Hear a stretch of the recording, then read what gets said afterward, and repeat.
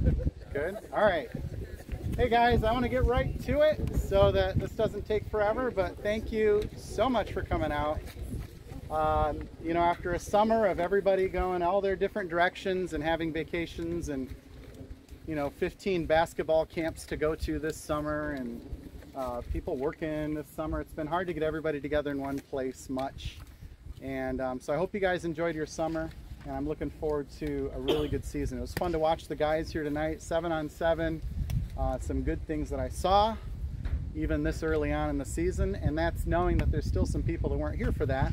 Some of you guys that will be joining us Monday, and some people that are out of town today. So I'm recording this for them so they can kind of hear what we're talking about. So you should have 2 different handouts, really just one per family, but I made a few extras of the calendar because that's the most important one. So I do want all the players to have one of these that they can put somewhere so they know their schedule for August. And I added some things today. This is similar to what I've done in previous seasons, but there's some new pieces to this. So for those of you I haven't met, Kendon Smith, varsity coach. Andy Fish is our JV/assistant coach. So we are dipping our toes this year into the world of some JV soccer. This will be kind of leading us in. Our numbers aren't as high as I was hoping, which all you younger players need to hear from that is more playing time, which means you need to be able to run, because JV games are 70 minutes long. And some of you are going to play a JV game and come in and play on the varsity game too. So the way it works this year, JV and varsity can share players. So some of you will see time in both zones. Some of you varsity guys might be a sub on the JV game. All of you JV guys might be a sub on the varsity game. So it's not going to be a really clear line between who's JV and who's varsity. You can stop worrying about that. Everybody's going to be at every varsity game, but so far we have 4 games where there'll be a JV game before the varsity game on this field. So what we'll do, except for the away game at Northwest, which we'll be both playing there, varsity and JV. So we'll talk a little bit more before those games as to who's going to start in the JV games and play. The goal would be the kids that aren't getting nearly as much varsity time, or any, possibly, would get all the playing time in the JV. And so it's going to be a chance for you guys that we haven't had in the past. We've had up to 25 guys on the team in the past years.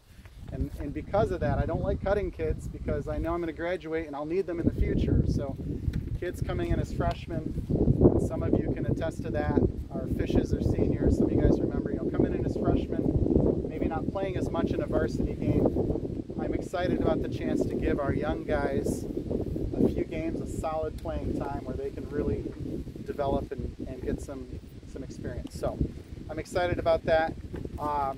We're going to be learning how that works as we go. I don't know exactly how that's going to go. Andy and I will be talking and working through it. We'll be looking at who's ready for what. But my goal would be that everybody gets some time on the varsity field, and that whoever's not getting as much time there gets all the time on those JV games to really get a chance to develop. So hopefully that makes sense. So I kind of want to go through this packet quickly, just so there's some clarification on things. So general philosophies. I got to start with this one every time. Practice is mandatory, right? From August 8th on, you guys are expected to be at everything. Now I know there were, I saw high levels of commitment to basketball practices over the summer. I've seen high levels of commitment at football workouts this summer. And I don't really push it as hard. I mean, I provide some opportunities in the summer, but come August 8th, boys are expected to be here. And so we'll talk a little bit about what that means. But soccer's a team sport. We have to practice as a team. We have to practice together. You have to be at practice to practice as a team. So that's really, really important. Kids, earn your playing time at practice. So if you want to play more time on the field, practice is the time to show me that. Don't come up in a game and say, Coach, I want to play more. Show me in practice what you're working, and that work ethic will be rewarded. Okay, trust me. Practice how we play. That's a hard one. All right, so we have to pretend in our minds that practice is like a game and try to play with that same level of intensity. A lot of times guys will come out and just kind of jog around in practice, goof around, laugh, pull each other's shirts, handball, you know, do whatever they want, and then they get to a game and all of a sudden they want to play really hard and intense. So I really want to push for some intense time, intensity of practice and how we play. Make practice a priority. So parents, this part's kind of, you got to help me on this. A lot of the times when kids miss practice, it falls on the parents. Parents take them on vacation. Parents schedule the appointments. Oh, I got to miss practice because I got to get my driver's license. No, you don't. The Secretary of State is open lots of hours when we're not training. So find a time when we're not in practice to schedule things if you can. Now, sometimes you can't. I get it. There's times when it's really difficult. My dermatologist, you schedule a year out. There's no rescheduling that appointment or it's going to be another year. I get it. There's times, obviously, there'll be other events. We always talk about funerals, and there's a wedding coming up. Where's Josh, right? There's a wedding coming up and things like that. It's hard to reschedule some of those kind of events, but there's things that I've heard in the past few years that kid comes and says, oh, I can't be at practice, I have this. And in my mind, I'm thinking, I don't really feel like you care about this team much, because that's something, if it were me, I would have scheduled that at a different time because I can, and I know you could have. So if you can help me make sure these kids know their calendar, I'm trying to give you lots of openings around it. And then if something can't, make sure I know ahead of time. Just come and talk to me. I'd rather hear it from the parents. You're a little more reliable than the kids sometimes. So it's nice when I get a little message from you saying, hey, this came up. I'm sorry, we have to do this. So keep that in mind. Fitness is expected. I've had coaches that use running as punishment, like, oh, you guys are screwing around. We're going to run sprints. And the problem with that is that punishment, running becomes a negative thing. And I'm sorry, if you hear the word running and you're cringing right now, you've got a problem in your attitude and mentality. Running is not a punishment. Running is not a bad thing. Running is a fantastic thing. And it's something we need to be good at. So as a player, you need to work on that mentality, which is you need to be better at running. When I talk about running, we're going to run. Just get on the line and do it. It's not fun. It's just what we got to do. It's part of the game. There's a lot of people that aren't sitting in these bleachers right now for one reason. I don't like to run. That's what they'll tell me. Hey, you should play soccer. I don't like running. That's a tough one, okay? And there's probably some of your friends, right, that could be out here. So just keep that in mind. I've been sending messages all summer. We start, the very first thing we do on Monday is we're going to be on that track, and you're going to show me you're running. So we got 7 days, right? A little less than that. So if you haven't been doing that serious running, we got 7 days. You could be better prepared for Monday if you go out every single day and just take 10 minutes. That's all you need, 10 minutes, and you'll be better for Monday, okay? And honestly, I've been doing a little bit this summer. I've been fighting some injuries myself over the summer and some issues, but I keep thinking about Silver Lake because that's a longer run, and we'll talk more about that in a bit. So running's expected, fitness is expected. We talk about repetition, building muscle memory. I had a good friend that said the way you learn how to do a soccer move, you have to do it 1,000 times in practice before you'll ever do it in a game. And kids don't get that. They'll do a little step over in practice 4 or 5 times and then wonder why they can't do it in a game. So you got to do this stuff over and over and over. Push-ups and sit-ups, I'm huge on those. I love doing push-ups and sit-ups. We're going to do lots of them until they get so easy and you get so, like your 6-packs and your arms, and kids are going to be like, dude, you're looking strong, right? And it's going to be like, yeah, we do push-ups and sit-ups a lot. So those are some simple things you could be doing now and carrying through all the time, no matter what you're doing. If you're doing baseball, you can still be jogging, push-ups and sit-ups, and you're showing up ready to go physically, right? Choices, making good choices. Actions will have consequences. So things like missing practice. Obviously, we talk about vaping, alcohol, those bigger things that come up that we've dealt with, I've had to deal with in the past. One of the last times we played Northwest, remember that? We had 4 guys sitting on the bench, 1 red card, I think 2 were vaping suspensions, and I can't remember what the 3rd one was, but we ended up losing that game, which was a pretty close one, the 4 of our starters on the bench. So the choices you guys make don't just affect you. Yeah, you might get punished, have to sit out a game, 2 games, 3 games, whatever, but now the whole team has to suffer that consequence because maybe they need you there. So it's not just about you, right? It's as a team sport. So keep that in mind. You represent your school, your team year-round. Seems like every 5 years or so, there's like a big party that gets busted or a big thing that happens and a bunch of kids get in trouble. There's one thing that goes through my mind as a coach. I hope none of them are soccer players. That's all I pray when I hear that. Now, I don't like that other kids are getting in trouble, but in my mind, what's going to happen is that it's going to be like, oh, did you hear about the soccer team? The soccer team was at a party. The soccer team, you become a part of the soccer program. And so you represent us everywhere you go. And so if you get yourself in trouble, you got our whole team, you took our whole reputation down. So just keep that in mind. Use that as motivation. And there were some kids at the one party when I first started here that showed up to this party and left. The cameras had them walking up to this hotel room and walking out. And those kids never got in trouble, never got punished. Administration said they showed up, saw what was happening, and they left, because that's what they said. And you could see it on the video in the hallway, saw them. They walked up to the hotel and then they left. And there were a bunch of kids that were busted in a hotel room drinking and stuff. And fortunately, none of those were my soccer kids. And I was just so thankful. But that year was a different sport, and that was just all the news at that time, that sport.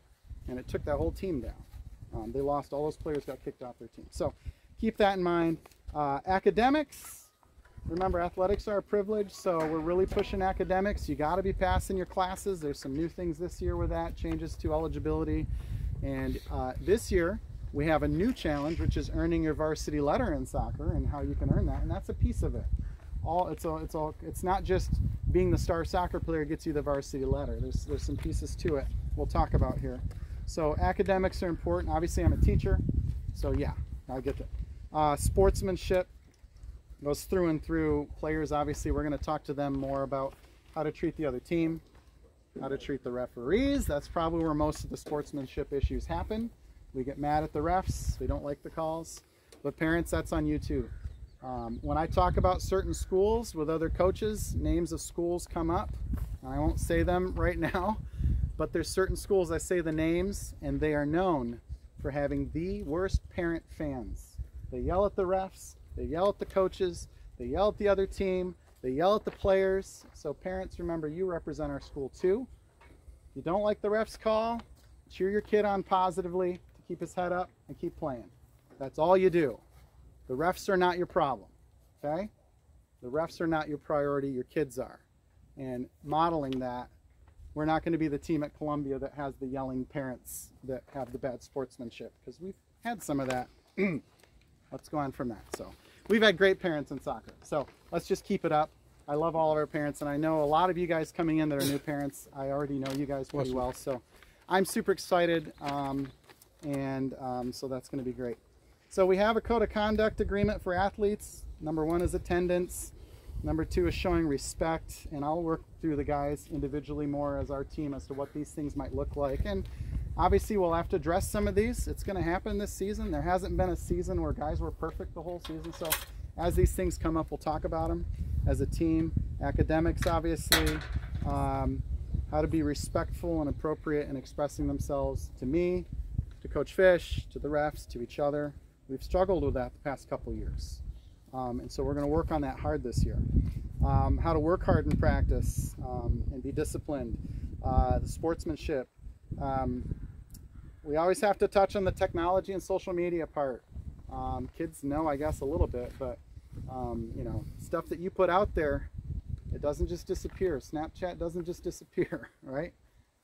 People used to think that when Snapchat first came out, and then they learned that people were screenshotting stuff, and their Snapchats, they get around the school. I hear them from other kids in the school before I ever get called into the office with an administrator and say, you see what your soccer boys are saying in their soccer chat group? What they're saying about each other, what they're saying about another kid, right? And you could probably go to the seniors. They might remember some things maybe that have happened or been said, but there have been a few situations. So just be careful on technology, what you're typing and chatting and sending. Be respectful. And 9 times out of 10, it's a joke, right?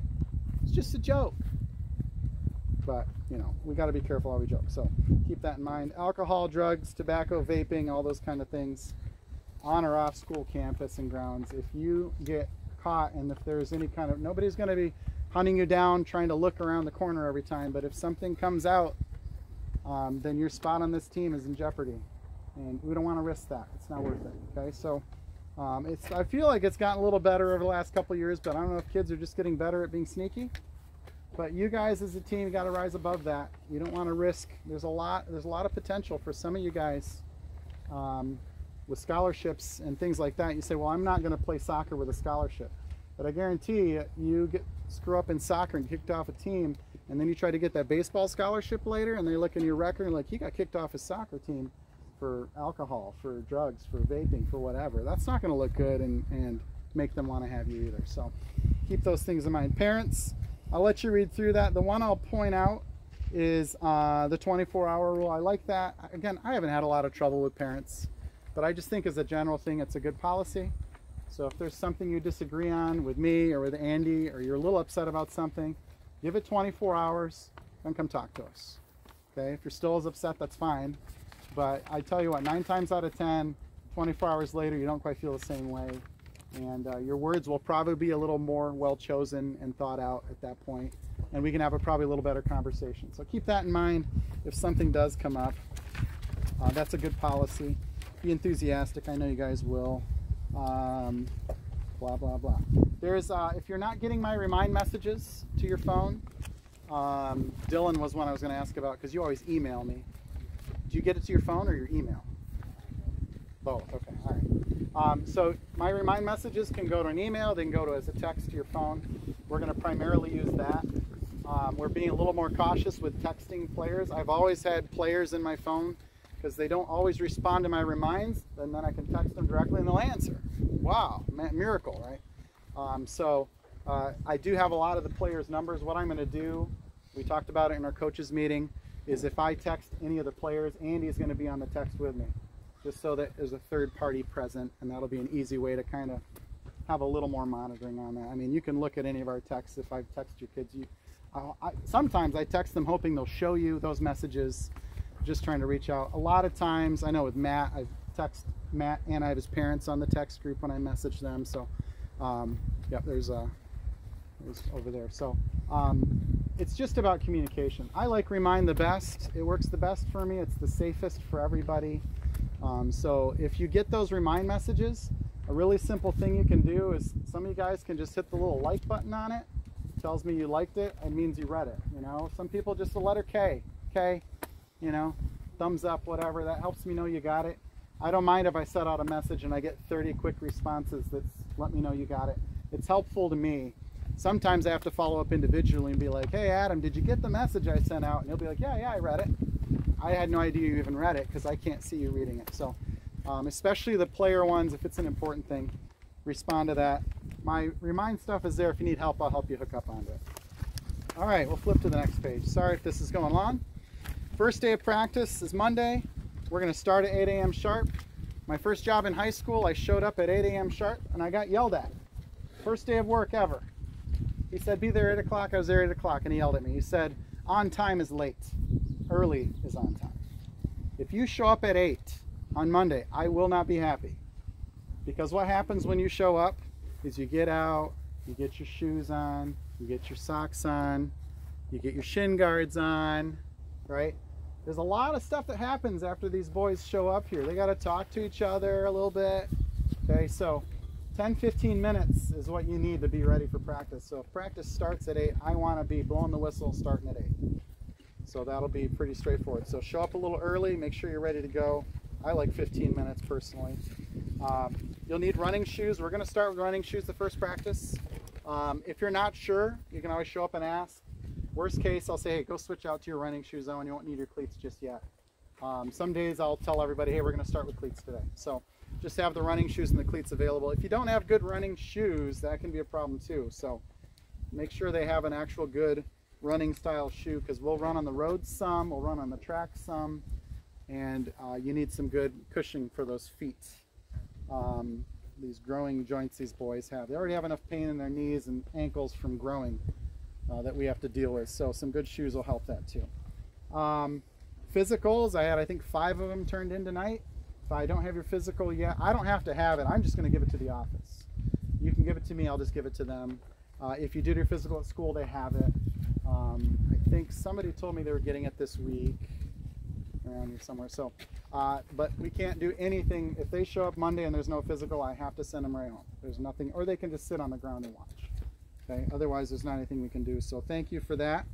And that's not my rule. The trainer will be here Monday morning at 8, collecting physicals and making sure every kid's got theirs turned in. So just make sure they're ready. We talked a little bit about JV. You can play in 3 halves in one day. So if you play the full JV game, you can still play 1 half of varsity. If you play the full varsity game, you can still play half of the JV game. So even though we're only right now rostering, it looks like about 27 kids, then we can still have a JV and a varsity. So we'll work out those details for those games. Numbers shouldn't be a problem. Again, I'm just hoping the younger players get more playing time because of this rule. And then next year I hear there's going to be another good chunk of kids coming in. We only have 4 seniors this year. And I think juniors are low too. A big chunk of you guys are sophomores and freshmen. So yeah, we're going to have sophomores and freshmen starting on varsity. We don't have a choice. That's where our numbers are. And we've got some, I think we've got some kids easily, freshmen coming in that will do well on varsity. It'll be an adjustment. Every freshman's going to go through a learning curve, hitting the varsity field and facing seniors for sure. And these guys that were freshmen last year can tell you that, you know, it took a little bit, but otherwise there's going to be opportunities.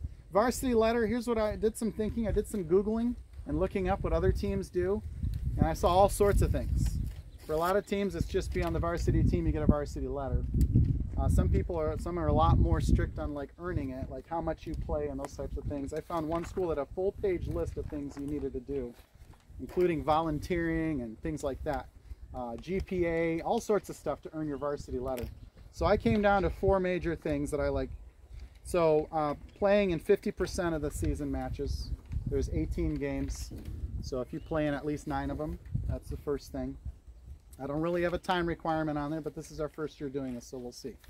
If that seems too easy, maybe we'll say you got to play a certain amount of time, but then we'd have to have somebody keeping track. So, number 2, you have to attend all the matches, events, and I like this one. You have to actually be at the team banquet to get your varsity letter, and also you have to return your uniform. I like that one too. So we did get all the well, we will have all the uniforms back shortly, right? We got one, but. So anyways, the third one is there could be a senior that's on the team who maybe doesn't get as much playing time, but's been in the program. And so I like that they made that option. If you're a senior and you're on the team, you're going to get your varsity letter just for putting in the time and being with the program. So a senior in good standing, having been in for 2 or more seasons. I think that's an option. I think everybody's going to have their playing time. I just don't think that's going to be an issue. And then I like this too, maintaining eligibility all season. So if you want to be on that varsity letter, don't be going ineligible all season long and getting in disciplinary issues and stuff like that. I think any of those things could be a reason to revoke that varsity status. So as an incentive, something to work towards academically and behaviorally. So those are some things there. We'll try to keep track of those things as we go through. If you have questions, come and see me. I mean, if you're keeping a ticking a little checkmark box and you're like, dude, he's been in 8 games. We got 1 left, coach. You know, that might be a conversation we need to have, you know, that kind of thing. But we'll try our best to keep track of those things. So eligibility has changed slightly this year. We have a new athletic director. They've kind of rewritten things a little bit. Good and bad things about that. So any more details, just go to the handbook and look at that, okay? So you have to be failing 2 classes to be ineligible. In the past, it was 2 classes or 1 class for 2 weeks. So there's only one. You shouldn't be failing any class. Technically, I can do what I want. I could say if you're failing any classes, you're benched, because nobody should be failing. But eligibility-wise, 2 classes, and they'll check every Friday. So if they check on Friday and you're failing 2 classes, you're out from Sunday to Sunday. No questions, no nothing. You're out from Sunday to Sunday. So as long as you're passing by Friday, you're good for the next week. Okay? If you're having questions or issues in a class, come see me. Okay? I'm in the school all day. I know a few teachers in that building. We can make sure that you're passing and get you the help you need in tutoring and stuff. So that's how it works. However, if you are ineligible, you're still expected to attend everything. You're still expected to be at all the practices, come to all the games. I've had kids before that are like, I'm ineligible, so they just stop showing up. No, you still have to come to everything. You just can't play in the games when you're ineligible. So keep that in mind. If you're ineligible for 3 weeks in a row, you're off the team. And that's school-wide, every sport, all year. Okay? So soccer has the advantage that by the time grades come out, we're halfway through the season. So your first half of the season, you'll have played we'll have played 8 or 9 games before we even have to worry about eligibility. That's kind of a nice thing about soccer. Right? And even then, if teachers aren't putting a lot of grades in. However, remember, beginning of the year, if there's only 3 grades in the book and one of them's a 0, your grade's going to plummet, right? So really important those first few assignments get done. They're probably easy at the beginning of the year anyway. So get them done, don't get 0s. Attendance, this is one to point out. Kids talk about it some. We haven't really talked about it a lot. But remember, if you miss school, you cannot practice. So a kid can't miss school for the day and then show up after school and come to practice. If you miss school, you're gone. You're out. If you miss school for the day, you cannot play in a game. And that's where we'll see most kids. You have a kid show up 4th hour. You're like, oh, why'd you show up? Well, I got a game tonight. If I don't come to school for 4 periods, I can't play in the game. And that's all sports. This is school-wide, okay? You have to be at school for at least 4 hours of the day to be able to play or practice. Now, you show up 7th hour, come and play in the game. Somebody finds out about it later, you're putting yourself at risk because they're going to make you pay the penalty for missing school and showing up. You're going to have to miss. So you miss school, you miss practice. You miss school, you miss the game. Does that make sense? Now, obviously, if there's a doctor's appointment, or if there's a funeral, or if there's something that came up where a kid had to miss school, that's different. But parents, that's where you come in too. Make sure if they're missing for a reason that they have to miss, that the office knows, they've got their note from you, everything's cleared, and then they're fine, okay? So if something comes up, you got a doctor's appointment and it's in Chicago, and it took the whole day to drive there and back, but you make it back by game time, you can play in the game, okay? It's not like that. But we do have kids that just tend to miss school. Sometimes they skip. So they're not supposed to be at practice or at the game if they're not at school.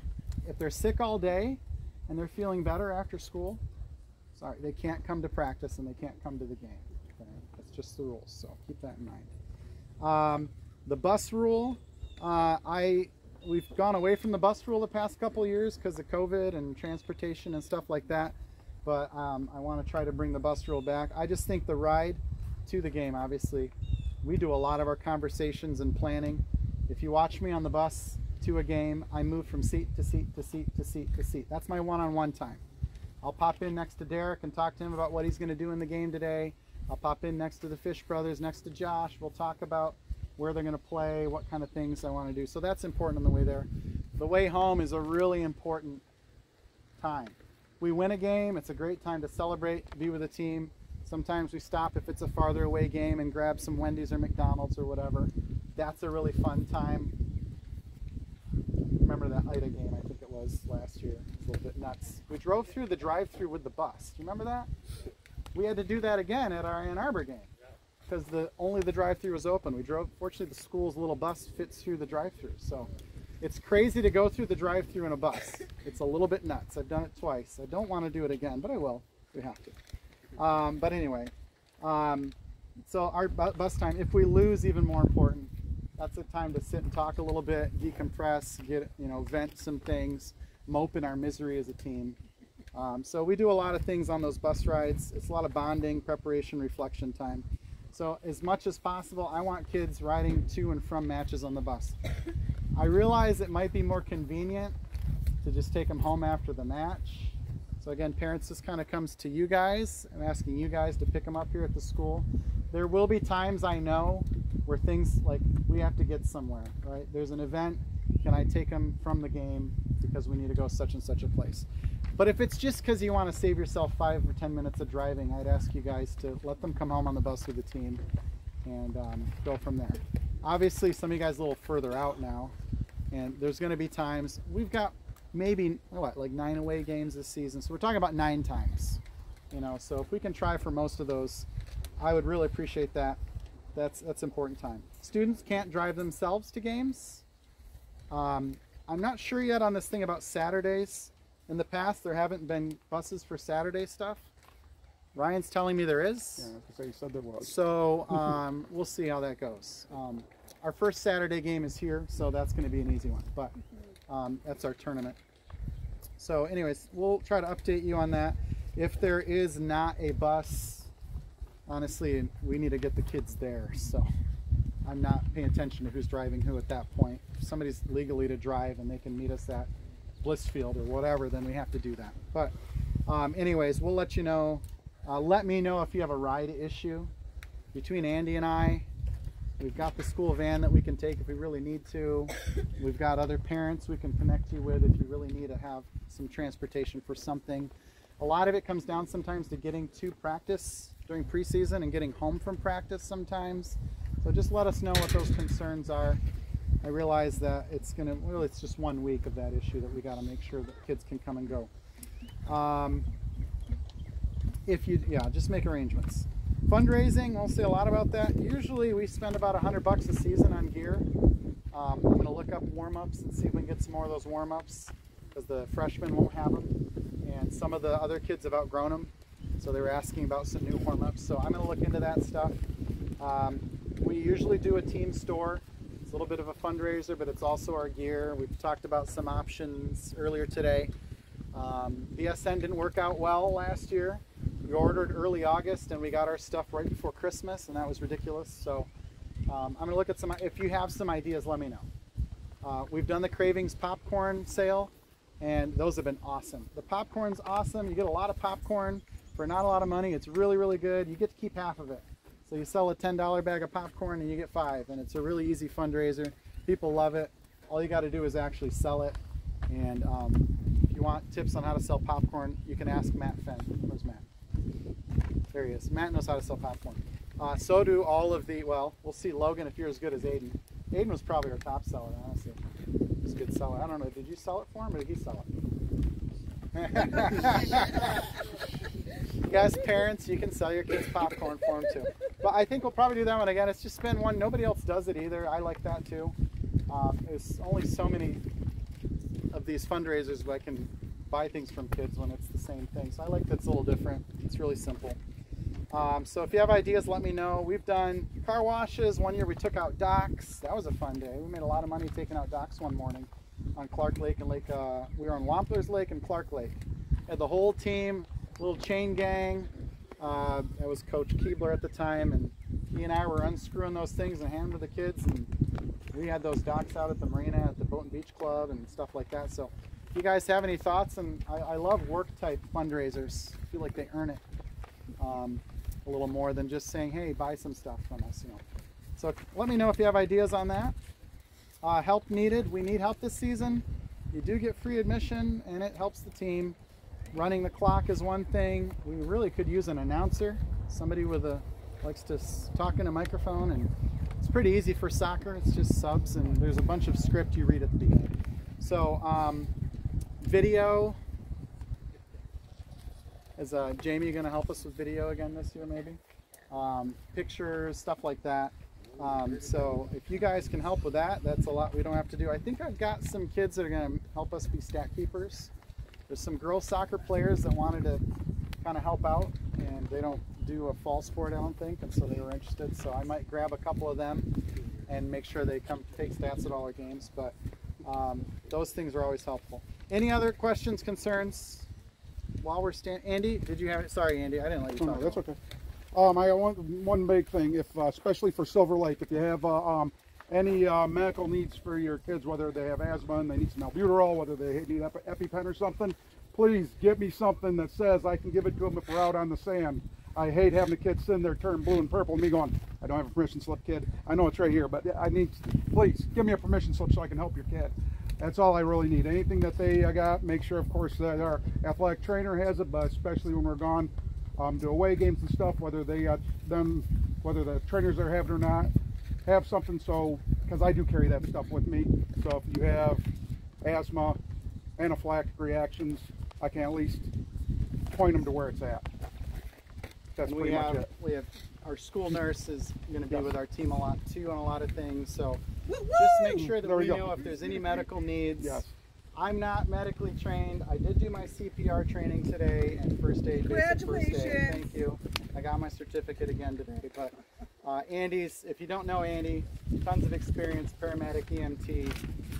He has everything. I mean, he could sew your kid's arm back on if it falls off in a game. Like I carry 2 tourniquets to every game. There you go. And splints and all that stuff. So, and he's working on his doctorate of physical therapy, so he's going to be able to even write prescriptions if we need them at some point. Right? He'll have all sorts of powers. Working on it. So Andy's a really good asset to have. His wife's a nurse too, so a lot of background. We also have, if you want to come up here, Heather, we're going to talk a little bit about Silver Lake briefly. Heather went with us last year and kind of took the torch. a little bit on the food and preparations. So she does want to know if there's any allergies food-wise. I know we got some gluten-free people here. Knowing beforehand is key. We found out, day 2 last year. Yeah. We had a kid that didn't let us know beforehand. Knowing beforehand, so when we're planning food, is extremely helpful so that a parent's not running to the closest store in a town that we don't know and prices that aren't always as good as local. Now, So, Logan, definitely. I know Aiden has the peanut thing. Is it only Aiden that has the peanut thing?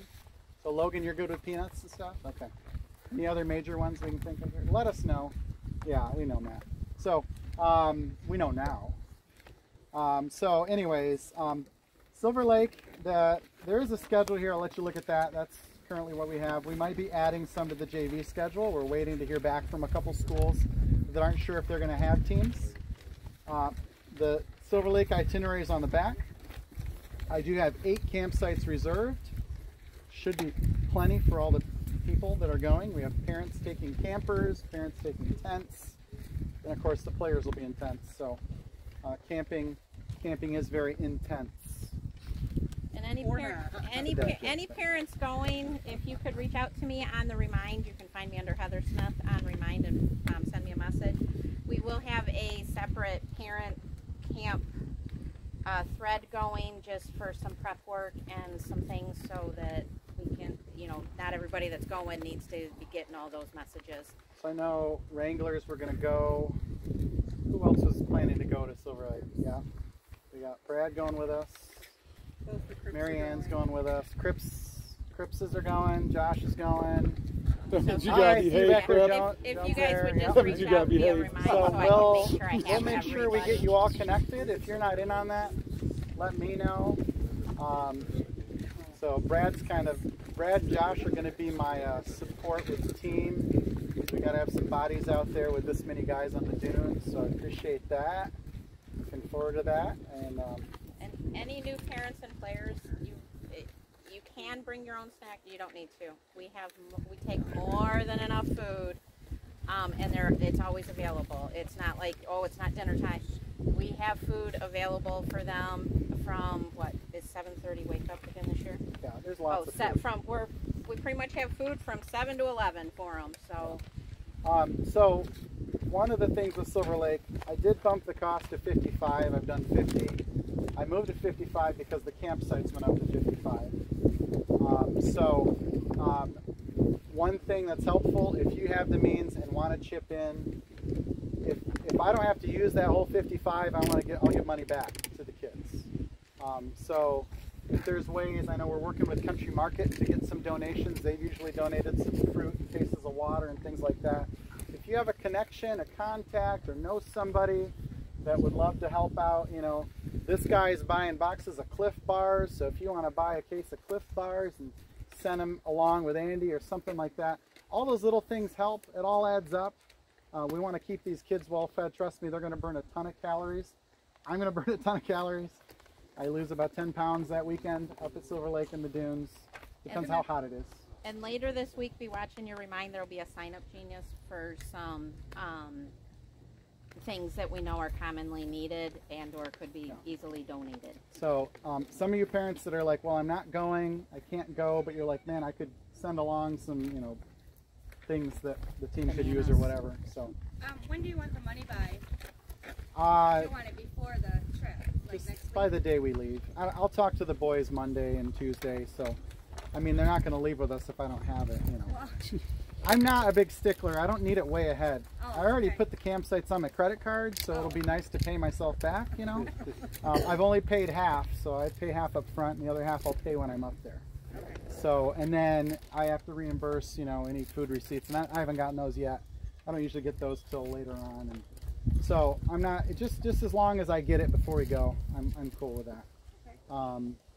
Any other questions about that? Monday we're going to scrimmage Hart and Shelby High School. They do have varsity and JV. I think Shelby's in a similar position to us, like questionable JV numbers, so that'll be good. So there'll be 2 scrimmages that Monday morning at 10. We'll rotate half-hour games against the 2 teams there as a way to kind of kick it in. Everybody will get lots of time to play, different positions. We'll try things out. it's just an experimental scrimmage time. They're both comparable schools, like they're not blowouts. Like we've beat them some years, they beat us some years. I think they were a little stronger than us the last couple years, but they weren't bad games. I think we'll be a little more competitive this year. So I'm anticipating. Also, they have a more international student population, so it's kind of fun to play against. They have a lot of, at least one of the schools has a higher population of Hispanic students. They bring a different flair to the game, so it's kind of fun to play against them. And so there's some things we can definitely learn, and I've enjoyed getting to know. We've gone every year. We've played those schools when we go up there, so we've kind of built this recurring thing. So I'm excited about that. If you guys want to come up Monday, sometimes parents show up. It's it's a 3.5 hour drive to get up there, 3 hour drive, something like that. Yeah. But if you guys want to come up and for the day up there, and you're always everybody's invited. So we'll have our 8 campsites are in a big block. So we're going to have a big rectangle that's just our zone, and it's kind of back in its own area. So I'm excited about that. And there's electricity on all of them, just so you know. Bring your fans, whatever you want to bring to plug in, not your electronics, no TVs and games. So there's a list there of what to bring. Obviously, sleeping bag. You're going to want something to sleep on. I don't know, air mattress or foam roll. I bring a cot when I sleep in the tent. I like that. Some people bring blow-up mattresses and stuff. But some guys just show up with a blanket. That's it. So that's not very much. It's hard ground, so, and bumpy. I will add, there are a lot of families that have extra, so don't go out and buy it just for camping. Yeah, if you're looking for something. Yeah, I was going to say reach out. I'm sure we can. And Andy, we usually bring up a trailer that we can fill all kinds of stuff in, so it's better to take a little extra padding than not. Obviously, lots of sunscreen, water. Andy was nice and got me a present a couple years ago, one of the Camelback backpacks that you fill with water and then you just, while you're running, it's really handy when you're out in the dunes. But otherwise, think about how you're gonna be out there for 2 hours, 2 to 4 miles on the hot sand. You gotta have water. You're gonna have to run with water bottles in your hand or come up with something creative. You don't really want a big backpack on either. So just we'll talk and think about what you want to do. If you want to invest in one of those little Camelbacks, they're pretty cool. Or they make little things, little water bottles that you can hold, or the guys just carry a bottle with them. So it works out pretty well. What's that? Insect spray. Yeah, bug spray, sunscreen, all that kind of stuff. What was the other thing I was going to mention? Oh, the sand socks. I meant to put the link on here. I know Dylan's got his already. Have you tried them on? They're kind of comfy. And they save your feet in that sand. I did Silver Lake barefoot for years, and I look back to myself and I think, what an idiot I was. Why did I do Silver Lake barefoot? Hot sand burning my feet. That marram grass has little pokey things. Andy was digging out splinters and things from their feet. It's just, there's pokey things. There's little sticks and grasses that are sharp, and I've gotten them. It's not fun. And then the sand socks, it's like, oh my goodness, these are so nice. The sand stays out of there. They're comfortable. You can run all day in the sand and walk on it. You won't burn your feet. So I can send out the link. Shoot me a message. These are on Amazon. I can send you the ones that I think I sent it at one point. Yeah. If you didn't get it, let me know. And I'll tell the boys the first day. Amazon Prime, they're here in 2 days. So we got time to get those things, and they're very nice. We can even bring ours to show the guys. If they need to see them. So that's important. I do in the past. I've outlawed phones. I'm on the fence. We're so tied to phones. You guys want to know what your kids are doing and if they're okay, and So if you can, I'd say leave your phones, because the whole point of those 2.5 days is to be together. You really won't need them much. The time where they want to use them most is on the bus rides. The van rides. And I feel like that's the time when they could do the most talking and bonding with each other anyways, and less time on the phones. These guys are gaming till 4:30 in the morning. There's the Crips. They're gaming all the time. And I know, I play games too. I got my games. Some of you guys know that already. But we really want to try to just be technology free. So if they have a phone, and a lot of times I ask kids just give it to me and then I have it, and if they need to call you, then they just come get it, and then it's not like they're totally bound from it, So I used to collect all the phones. kids would sneak them in. I don't want to police the phones. I don't want to make that a thing. So I'm going to ask you guys just to keep them put away. If you bring them, if you want to leave them with me, that's fine. Then the temptation's not there. But spend time with each other is the goal. We'll talk about that as we go. Leave jewelry, valuables at home, watches. Fitbits come off when you're running, just so that you guys all know. Yeah, somebody lost a Fitbit last year. They lost the Fitbit the first night out on the dunes. Never found it. Any other question about Silver Lake you can ask. We'll have time to go over it. So this is the schedule. One thing I added to this schedule that wasn't on anything before. You can see we've got our 2-a-days. It's just 1 week. And then we have Silver Lake, and then Saturday our first tournament. So we go quick. I mean, it seems like it'll be a lot of practice. This is not a lot. We got 5 days to get our act together here. And that's going to take a lot of work for those 5 days, which is why we do 2-a-days. But we go up to Silver Lake, and then it says no practice on the 17th. But there is an event here at the school that they added. It's the family fun night. We've done it before. A lot of you guys have been to it. So they do the team introduction. They want all the coaches and the teams to be there. So you guys will come. They'll have, I don't know, bouncy houses and food and stuff like that. And then at some point they'll say, boys soccer, report to the track. We'll line up. We'll wave. Take our 5 minutes and then we'll be done. So that was added on there. Just point that out. I also they've added some more games from the earlier one. So if you look at it, tournament on Saturday, you go Saturday, Monday, Wednesday, Friday, Monday, Wednesday. Those first 6 are in less than 2 weeks' time. We got 6 matches. Actually, that's 3 matches on Saturday. So we really have 8 matches in less than 2 weeks, with 1 day in between most all those. That's why those first 5 days in Silver Lake are so important. So making that a priority, being in shape, that's going to help your recovery. It's not just about being able to run in the game, it's about recovering after the game. Being in shape is more about recovery in some respects than it is being able to run. So you got 1 day to recover and then we're back at another game. So it's going to be a fun start to the season and I'm expecting good things. So thank you guys. I have no idea what time it is. Almost 8. 7:51.